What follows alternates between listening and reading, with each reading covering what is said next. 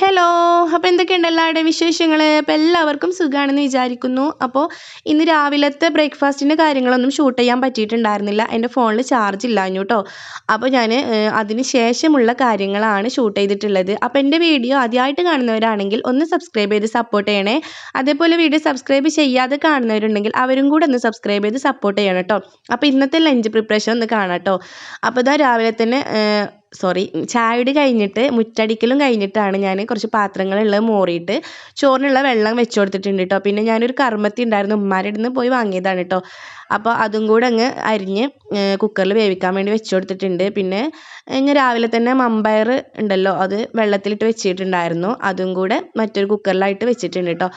ഉപ്പേരി ഉണ്ടാക്കാൻ ബീട്രൂട്ടും അതേപോലെ ക്യാബേജൊക്കെ ഉണ്ട് കേട്ടോ. പക്ഷേ തേങ്ങ ഇല്ലാതെ ഇപ്പോൾ അതൊന്നും ഉണ്ടാക്കി ആരും കഴിക്കൂല കേട്ടോ. തേങ്ങ ഇന്നലെ ഫുള്ള് ഞാൻ പൊളിച്ചിട്ടുണ്ട്, ഒറ്റൊന്നും ബാക്കി വെച്ചിട്ടുണ്ടായിരുന്നില്ല കേട്ടോ. ഇനിയിപ്പോൾ കൊണ്ടുവന്നിട്ട് വേണം.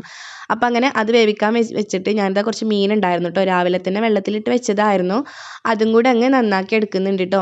ഇത് നന്നാക്കിയതിന് ശേഷം ഞാൻ തേങ്ങ ചിക്കാൻ വേണ്ടി പോയിട്ടുണ്ടായിരുന്നു കേട്ടോ. ഇന്നാണെങ്കിൽ വെയിലും ഇല്ല കേട്ടോ, നല്ല മഴക്കാറുണ്ടായിരുന്നു. ഇടയ്ക്കിടയ്ക്ക് പോയി നോക്കണം കേട്ടോ.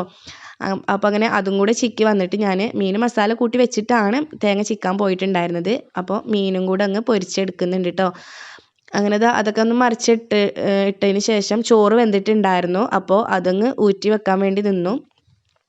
പിന്നെ ഞാൻ ഏതായാലും അടുപ്പ് ഒഴിഞ്ഞ് പോവുകയാണല്ലോ, ആ ഒരു അടുപ്പിൽ തന്നെ കറിയും കൂടെ അങ്ങ് തൂമിച്ചെടുക്കുന്നുണ്ട് കേട്ടോ.